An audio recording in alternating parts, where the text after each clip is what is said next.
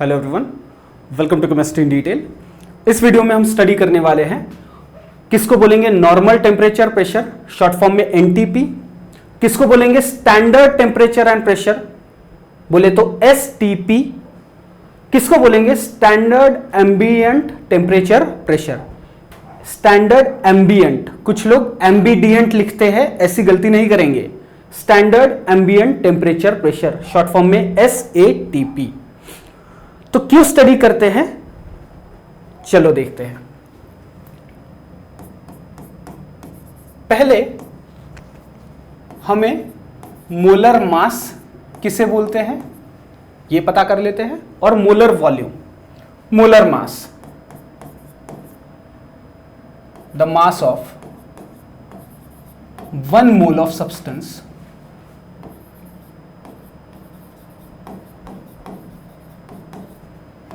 is called its molar mass।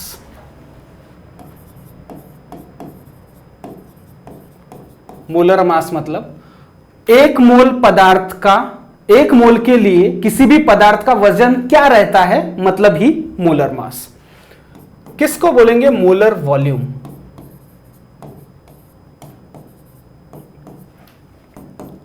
The volume of 1 mole of a substance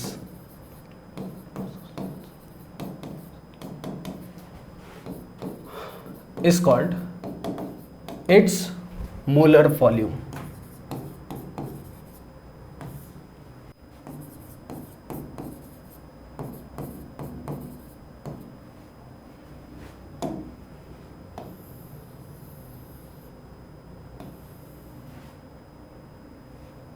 ठीक है, molar mass, the mass of 1 mole of substance is called its molar mass, molar volume. The volume of 1 mole of a substance is called its molar volume. तो volume मतलब क्या, किसी भी चीज को रखने के लिए जो जगह लगती है उसी जगह को हम बोलते हैं वॉल्यूम। अब वॉल्यूम हम किसका निकाल सकते हैं, सॉलिड का। वॉल्यूम हम किसका निकाल सकते हैं, लिक्विड का। वॉल्यूम हम किसका पता कर सकते हैं, गैस का। हालांकि सॉलिड और लिक्विड, पहले सॉलिड का हिसाब देखते हैं। सॉलिड में टेम्परेचर अगर कम ज्यादा रहा, प्रेशर कम ज्यादा रहा, इसका वॉल्यूम कम फ्लक्चुएट होता है। टेम्परेचर कम ज्यादा तो वॉल्यूम कम ज्यादा। लेकिन सॉलिड का उतना ज्यादा फ्लक्चुएट नहीं होता। बहुत ज्यादा टेम्परेचर में डिफरेंस होना चाहिए, तब जाके उसका वॉल्यूम जो है वो फ्लक्चुएट होगा। लिक्विड, सॉलिड के कंपैरिजन में लिक्विड ये टेम्परेचर के हिसाब से वॉल्यूम कम ज्यादा दिखा सकता है। ओके, अब आते हैं हम गैस पर। सबसे ज्यादा इफेक्ट होता है गैस का वॉल्यूम। इसी के लिए हम एनटीपी, एसटीपी, एसएटीपी स्टडी कर रहे हैं, गैस का वॉल्यूम पता करने के लिए। टेम्परेचर कम ज्यादा, प्रेशर कम ज्यादा, तो गैस का वॉल्यूम भी कम ज्यादा। और थर्मोडायनामिक्स में हम generally ideal gas equation study करते हैं, जनरली क्या उसी को स्टडी करते बहुत बार। तो गैस का वॉल्यूम कौन से टेम्परेचर और कौन से प्रेशर पे गिनेंगे तो हमको एग्जैक्ट अच्छी वैल्यू मिलेगी। तो देखो, when temperature is equal to 0 degree Celsius, 0 degree Celsius बोले तो 273 केल्विन, टेम्परेचर इतना और प्रेशर 1 atm। अब 1 atm प्रेशर क्या होता है तो वो मैंने आपको ऑलरेडी समझाया है, उस वीडियो का लिंक मैं आपको डिस्क्रिप्शन में दे दूंगा। टेम्परेचर 0 डिग्री सेल्सियस या 273 केल्विन और प्रेशर अगर 1 atm, तो उस टेम्परेचर प्रेशर को हम बोलते हैं NTP, normal temperature pressure. Normal temperature pressure पे मोलर वॉल्यूम, अब कोई ना कोई गैस का ले लेते हैं, मोलर वॉल्यूम ऑफ CO2। एक मोल CO2 का मोलर वॉल्यूम इस कंडीशन पे आता है 22.4 लीटर पर मोल। ओके, टेम्परेचर इतना और प्रेशर इतना, तो उस कंडीशन को हम बोलते हैं normal temperature pressure. Molar volume of CO2 at NTP,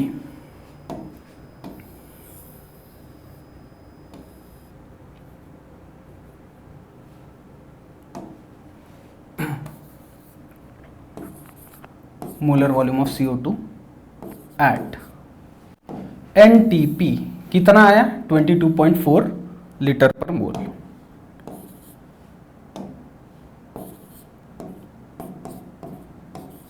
normal temperature pressure. Similarly molar volume of H2 gas hydrogen उसी NTP पे आया इतना ही 22.4 लीटर पर मोल। तो ये कहीं ना कहीं एक्चुअल में एग्जिस्ट करने वाली गैसेस है, मतलब रहती है दुनिया में। हम हमारी इमेजिनेशन से कोई गैस नहीं बोले इसको। CO2 दुनिया में है, H2 दुनिया में है। दोनों का मोलर वॉल्यूम, वैसे एक मोल CO2 के लिए कितना वजन लेना पड़ेगा? एक मोल CO2 का, कार्बन का कितना होता है 12, एक ऑक्सीजन का 16, ऐसे है 2 32, मतलब टोटल 44 ग्राम। 44 ग्राम बोले तो 1 मोल CO2। सिमिलरली 1 मोल अगर H2 लेंगे तो एक हाइड्रोजन का एक, ऐसे है 2 ग्राम, राइट। 1 मोल CO2 का वजन इतना ग्राम, 1 मोल H2 का वजन इतना ग्राम। 44 ग्राम एज वेल एज 2 ग्राम, दोनों गैसेस अलग अलग कंटेनर में लिए, अलग अलग बक्से में लिए, और नॉर्मल टेम्परेचर प्रेशर पे दोनों का वॉल्यूम क्या आया? ये 22.4 eight normal temperature and pressure. अब STP पे कितना आता है और SATP पे कितना आता है वो अगली स्लाइड में बताता हूं, पहले आप इसको सेव करो। इसको थोड़ा बॉक्स में डाल दो।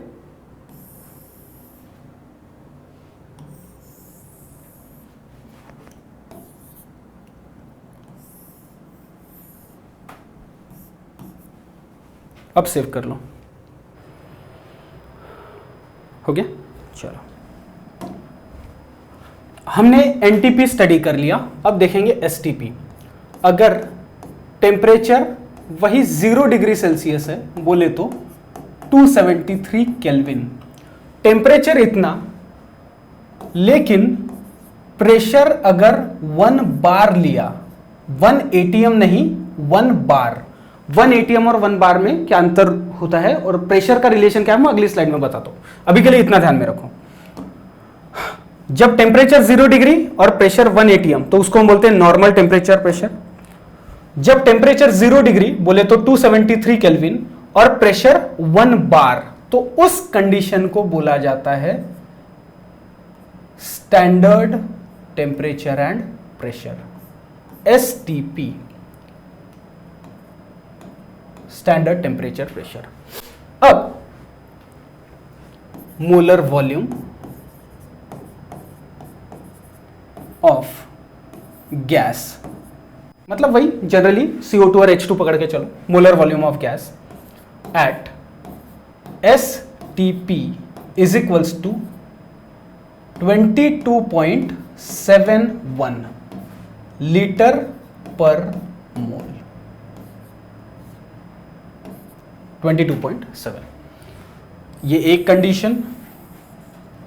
अब अगर हम टेम्परेचर लेंगे 25 डिग्री सेल्सियस बोले तो 298 केल्विन, टेम्परेचर इतना and pressure is equals to 1 bar. Temperature 25 degree और प्रेशर 1 बार, तो इस कंडीशन को हम बोलते हैं standard ambient temperature and pressure, SATP। SATP पे at SATP molar volume of the gas is 24.781 या फिर कुछ किताबों में आपको 24.79 ये नंबर भी मिलेगा। मैं यहां पर ये लिखता हूं 24.78 लीटर पर मोल। ठीक है, तो कौन से कंडीशन को हम जनरली कंसीडर करेंगे, एसटीपी को, एनटीपी को या एसएटीपी को? थर्मोडायनेमिक स्टडी में प्रेशर को जनरली हम लेते हैं 1 बार, 1 एटीएम नहीं, 1 बार प्रेशर। इसका इस्तेमाल होगा थर्मोडायनेमिक स्टडी में।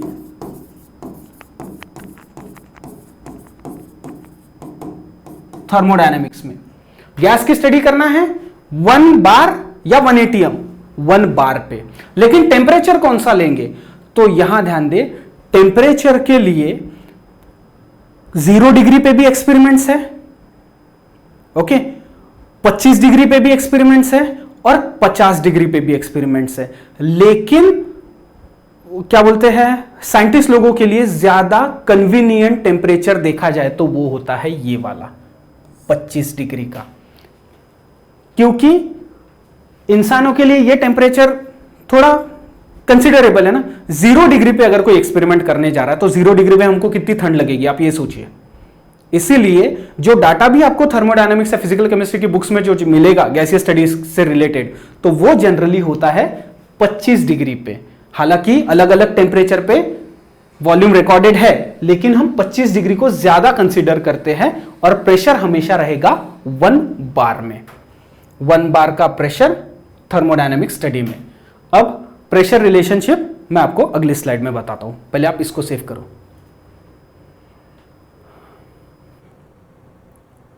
हो गया, चलो अब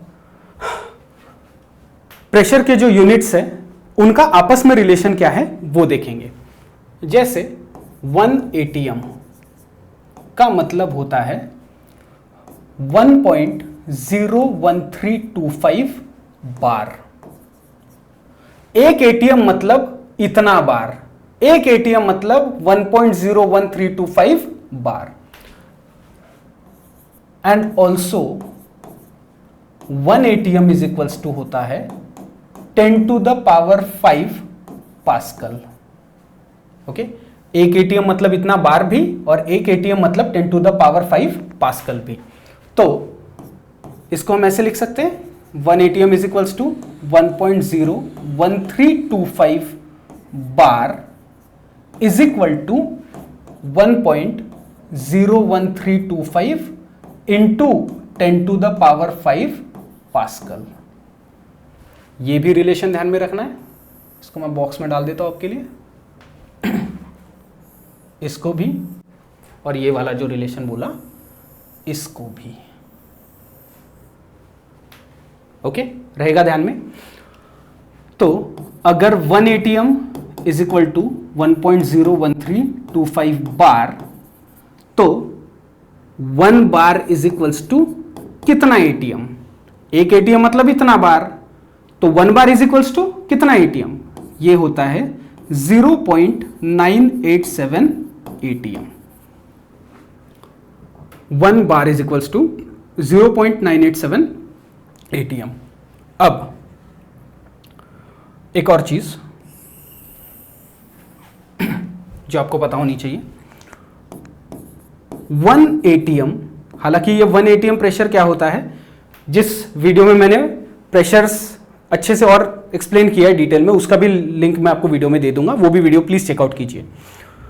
1 एटीएम इज इक्वल्स टू होता है 76 centimetre of mercury, 76 CM of Hg।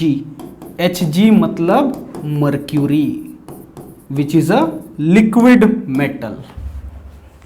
Similarly 1 ATM is equals to 760 mmHg, 760. At the same time 1 atm is equals to 760 torr। आज तक आपको हो सकता है शायद 1 एटीएम और 1 बार इतना ही पता हो, लेकिन ये भी रिलेशंस आपको पता होने चाहिए। ठीक है, तो यहाँ पर ये वीडियो कंप्लीट होता है। ये वीडियो जनरली आपको मिला होगा basic concepts of chemistry as well as states of matter, दोनों के लिए भी ये वीडियो कॉमन होता है। ओके, तो वंस अगेन वीडियो देखने के लिए थैंक यू वेरी मच। अपने दोस्तों के साथ में प्लीज़ इस वीडियो की लिंक ज़रूर शेयर करेंगे। मिलते हैं अगले वीडियो में। स्क्रीनशॉट लो। Once again thank you very much. Save करो प्लीज़।